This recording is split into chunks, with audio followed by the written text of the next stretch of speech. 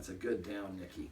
All right, so this is Nicki's kennel, and as you can tell, it's seen better days. Nicki has actually busted a tooth. One of her canines is gone.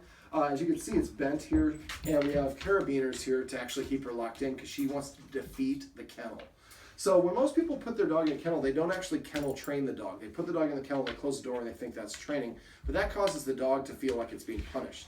Say for humans, the hardest part of being in jail, well, I don't say the hardest, but you know you're there for real when that door closes and you know you're not going home for the night.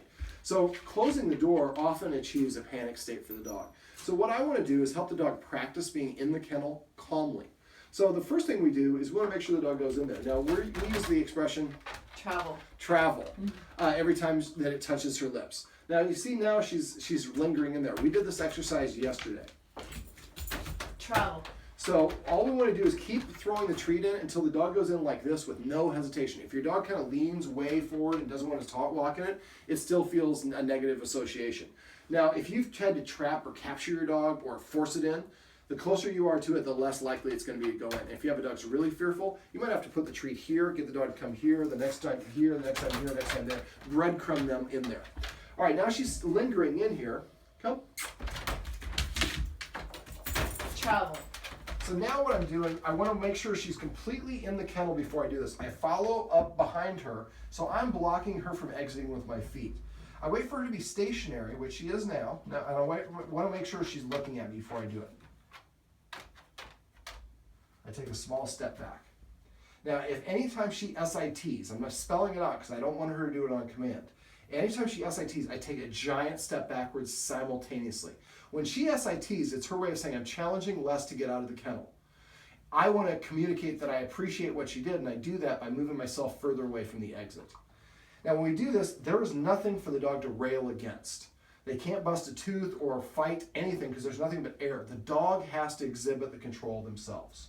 You're not getting my face in this, are you? I am. Oh, okay.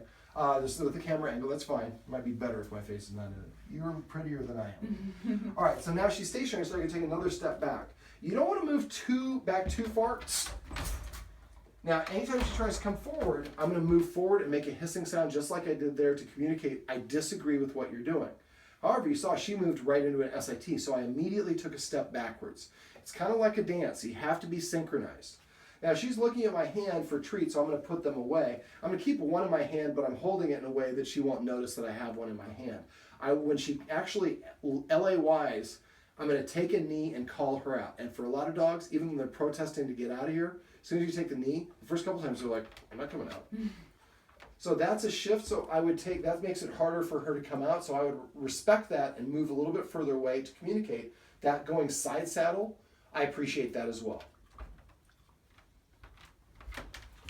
Come. So by doing it this way, we take away the negative perception of the kennel. Now, after we do this, every time after we do it, I always throw a treat back in there. A little bit further in like this. So she has to go in again. So now she can come and go as she pleases. Only when I decide to go out there. And you see she's kind of lingering. She's not sure if it's in or out. I'm not disagreeing with her. If I didn't want her to come out, I would rush towards her making the hissing sound.